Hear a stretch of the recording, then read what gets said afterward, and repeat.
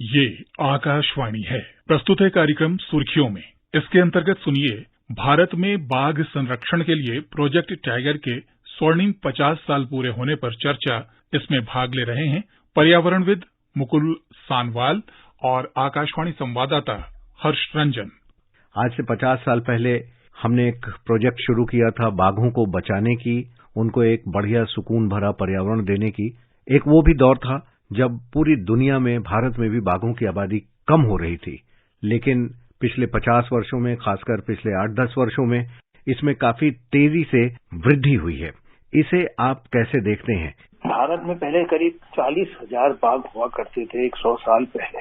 तो अंधाधुंध शिकार हुआ है। अंग्रेजों ने किया, राजाओं ने किया, विकास ने किया। 1968 में शिकार बंद किया गया और 1972 में वाइल्ड लाइफ प्रोटेक्शन एक्ट आने के बाद 1973 से प्रोजेक्ट टाइगर के जरिए बाघ के ऊपर एक कड़ी निगाह रखने की आवश्यकता महसूस हुई, क्योंकि बाघ एक जानवर ही नहीं है, एक सुंदर शक्तिशाली जानवर ही नहीं है, पर ये हमारी संस्कृति में इसका बहुत बड़ा महत्व है और इसीलिए इसको नेशनल एनिमल के रूप में माना गया है।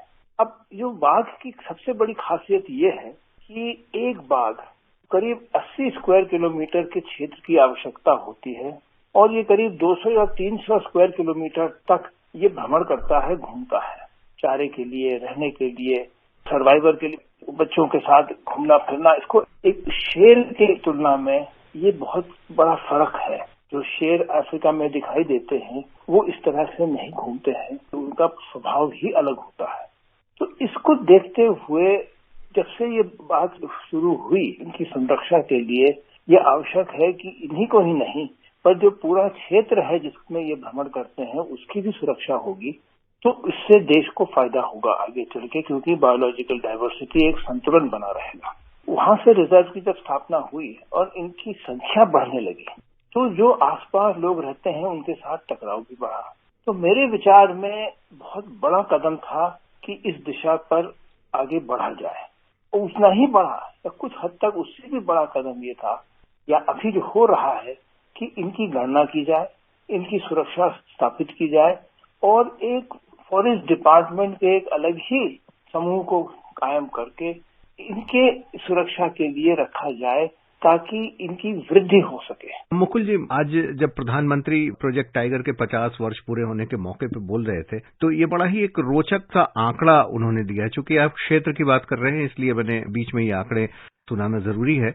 और उन्होंने कहा कि देखिए, आजादी के 75 वर्ष पूरे हुए हैं और ये पूरी दुनिया में जितने बाघ हैं उसका 75% बाघ भारत में ही है। और जो कुल एरिया की आप बात कर रहे थे वो अभी लगभग 75,000 वर्ग किलोमीटर का जो टाइगर रिजर्व है वो हमारा एरिया है। और पिछले 10 से 12 वर्षों में टाइगर पॉपुलेशन में भी 75% की ही वृद्धि हुई है। तो ये 75 का आंकड़ा भारत के ये अमृत काल में एक तरीके से ये बाघों के लिए भी स्वर्णिम ही नहीं, अमृत काल का दौर है। प्रधानमंत्री ने क्या कहा, हम इसको सुनेंगे। प्रोजेक्ट टाइगर को 50 वर्ष हो गए हैं। ये हम लोगों के लिए और भी सुखद है कि जिस समय हमने अपनी आजादी के 75 वर्ष पूरे किए हैं उसी समय दुनिया की करीब 75% टाइगर पॉपुलेशन भारत में ही है।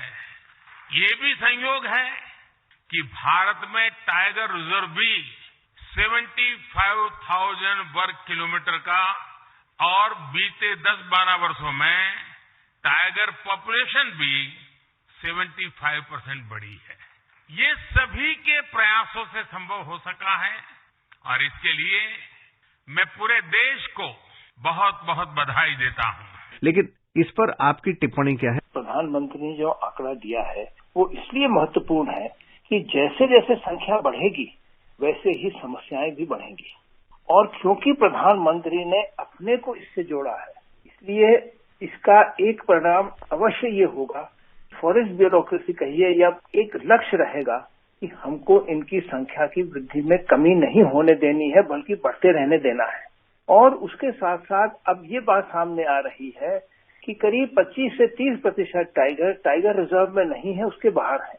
कुछ साल पहले हमने पन्ना राजाजी सेंचुरी, सरिका सेंचुरी में टाइगर को विस्थापित किया था और वहां वो पनप रहे हैं।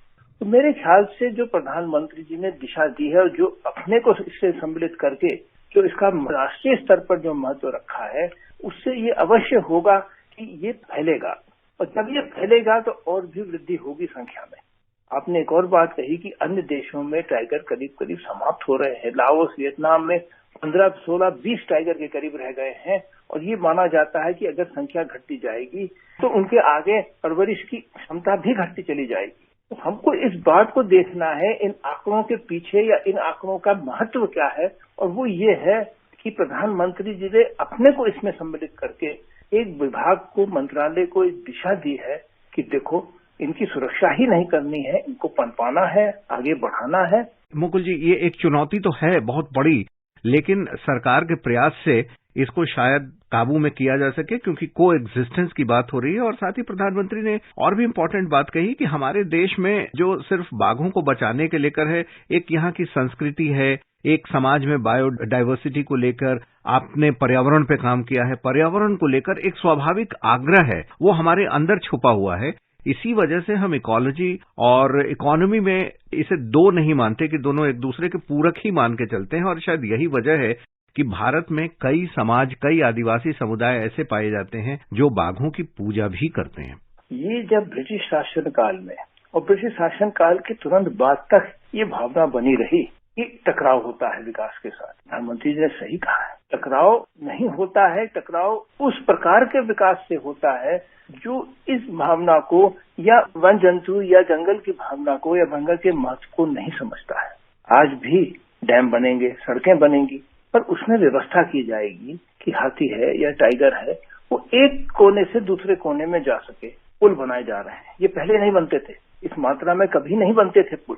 राजाजी सेंचुरी में आप देखिए उत्तराखंड में तो पुल बना रखा है, सड़क ऊपर से जाती है ताकि टाइगर नीचे से चला जाए। पर्यावरणविद हैं आप, बहुत काम किया है आपने। बाघों की संख्या घटने से पर्यावरण किस तरीके से प्रभावित होता है और ये हमारी डाइवर्सिटी को कैसे प्रभावित करती है?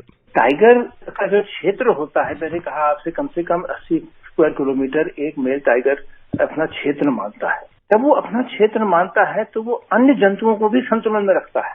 वहां पे लेपर्ड है, गुलदार है या अन्य वन्य जंतु नहीं आते हैं, वे वन्य जंतु रहते हैं। वहां घास चारा की भी व्यवस्था इससे रहती है क्योंकि वो हिरणों को भी किसी संख्या को एक संतुलित रूप में रखता है। करके ग्रामवासी अपने जानवर चराने नहीं आते हैं क्योंकि टाइगर अपना क्षेत्र मानता है। तो इस सब को देखते हुए अन्य जंतु, भूमि में जल के स्रोत, जनजाति के हमारे अन्य गांव वाले, उस क्षेत्र में एक संतुलन बन जाता है टाइगर की वजह से।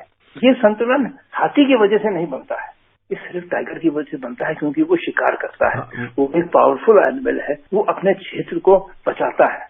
और अगर हम इनकी गणना की बात करें कि कितने टाइगर हैं, तो अब तो टेक्नोलॉजी बहुत आगे आ गई है, स्पेस साइंस आ गया है, सैटेलाइट्स आ गए हैं। पहले पग मार्क से बाघों की गिनती होती थी, अब कैसे होता है? अगर इस पर आप कुछ प्रकाश डालें। देखिए, पहले लोग पगमार्क से करते थे और देखते थे कि कितना गहरा, किस आकार का, किस दिशा में कहाँ जा रहा है। फिर रेडियो कॉलर की बात आई। अब रेडियो कॉलर बहुत महंगा होता है, उस कॉलर के पीछे फिर एक जीप कहिए या कई लोगों को भी चलना पड़ता है ताकि वो देखें कि कहाँ गया, कहाँ नहीं गया। तो वो रिसर्च तक ही सीमित है, कुछ कैमरे भी लगाने की बात आती है। और अब स्थिति आ गई है कि वन विभाग भी इस बात को देख रहा है कि कितने जानवर मरे, कितने नए पैदा हुए, और उसी हिसाब से एक गणना की जा रही है। मुकुल जी, आकाशवाणी से बात करने के लिए आपका शुक्रिया। Thank you. अभी आप सुन रहे थे भारत में बाघ संरक्षण के लिए प्रोजेक्ट टाइगर के स्वर्णिम 50 साल पूरे होने पर चर्चा। इसमें भाग ले रहे थे पर्यावरणविद मुकुल सानवाल और आकाशवाणी संवाददाता हर्ष रंजन। ये कार्यक्रम आकाशवाणी के समाचार सेवा प्रभाग द्वारा प्रस्तुत किया गया। इसे आप हमारे mobile app news on AIR और YouTube channel news on AIR official पर भी सुन सकते हैं। इस कार्यक्रम के संबंध में अपनी प्रतिक्रिया आप हमें ईमेल या व्हाट्सएप के माध्यम से भेज सकते हैं। ईमेल का पता है AIRNSDtalks@gmail.com और व्हाट्सएप नंबर है 9289094044।